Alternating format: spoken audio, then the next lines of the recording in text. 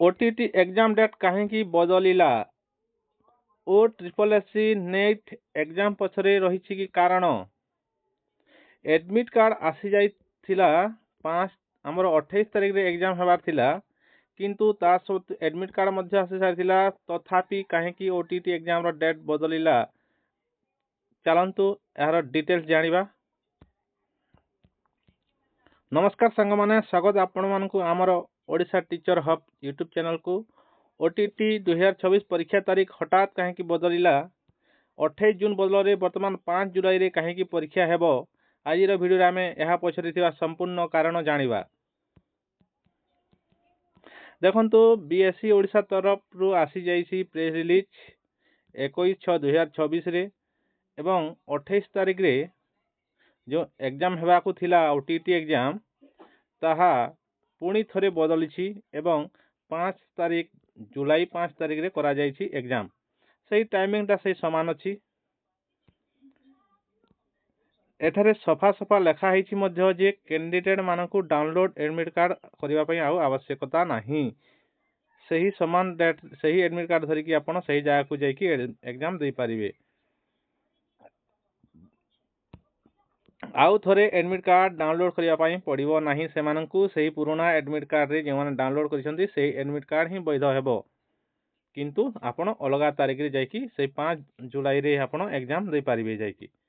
ठीक अछि चलंतु एबे काहे कि बदलिला डेट जानिबा। देखंतु प्रथमे ओटीटी 2026 रो परीक्षा 28 जून 2026 तारिख रे हेबाकू निर्धारित थिला एवं एथि पई एडमिट कार्ड मध्य आसी सारिथिला किंतु यह पूर्व ओ ट्रिपल एससी एक गुरुत्वपूर्ण नोटिस जारी करथिला।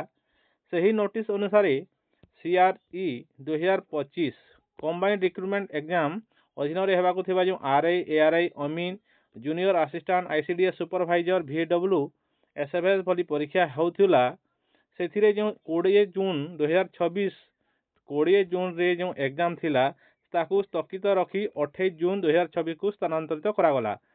20 तारिख रो 20 जून रो जो एग्जाम डेटा ताकू से माने 28 जून को घुंचई देले कहीं कि ना ओ ट्रिपल एससी नोटिस रे तार स्पष्ट भाव में उल्लेख करिथि जे एही परिवर्तन नीट एग्जाम पई 20 तारिख एग्जाम को नीट एग्जाम 20 तारिख थिबा पई सही 20 तारिख एग्जाम को से माने 28 तारिख को स्थानांतरित करिसंती।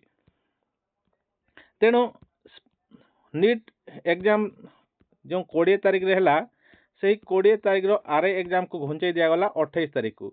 28 तारिख रे ओटीटी एग्जाम हेबार थिला ताहा को मध्य 28 तारिख जेहेतु हमर आरआई एआरआई एग्जाम हेबो ओ ट्रिपल एससी रो एग्जाम हेबो तेणु 28 तारिख एग्जाम को पुणी घुंचई दिया जुलाई को।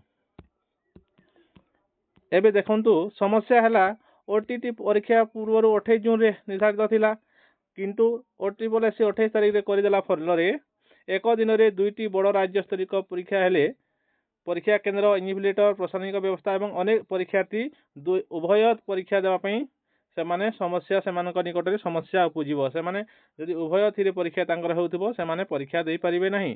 सेथि पई board of secondary education Odisha OTT परीक्षा को 28 जून बदल रे 5 जुलाई 2026 को स्थानांतरित करिछि।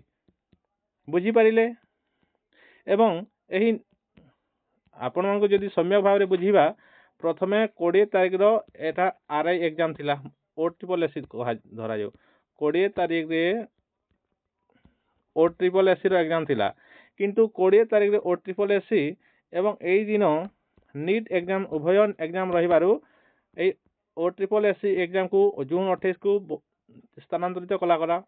ए जून 28 रे ओटीटी एग्जाम थिला ताहा को पुनी कोन कला गला 5 जुलाई 2026 को चेंज करा गला। तेणु आपण मानकु एई सब जिनिस दृष्टि रखिबा पई अछि। एया डिटेल वीडियो तापर देखिबा नुआ सूची अनुसार परीक्षा केते बेले हेबो ना समय सकाल 9 टारू 11:30 पर्यंत पेपर 1 हेबो एवं पेपर 2 दिन 2 टारू 4:30 पर्यंत हेबो। परीक्षा तारीख रहिछि 5 जुलाई 2024 रविवार पड़िबो। 5 तारिख रे परीक्षा हेबो। परीक्षा केंद्र सेमानकर चेंज हेबो नाही एवं एडमिट कार्ड मध्य आउ थरे पुणी थरे डाउनलोड करिया पई पड़िबो नाही।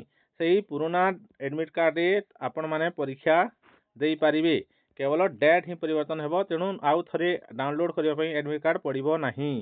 ଏହା ଥିଲା ଗୁରୁତ୍ୱପୂର୍ଣ୍ଣ OTT ପାଇଁ ସୂଚନା। ଯେଉଁମାନେ OTT ପରୀକ୍ଷା ଦେବା ପାଇଁ ଚାହୁଁଛନ୍ତି ଆମ ଚ୍ୟାନେଲରେ ଆପଣ ଆମ ପ୍ରଶ୍ନଗୁଡ଼ିକ କ୍ଲାସ୍ଗୁଡ଼ିକ ଦେଖନ୍ତୁ ଏବଂ ଭଲ ମାର୍କ ରଖିକି ଆପଣମାନେ କ୍ୱାଲିଫାଏ କରନ୍ତୁ OTT ଏକ୍ଜାମ୍।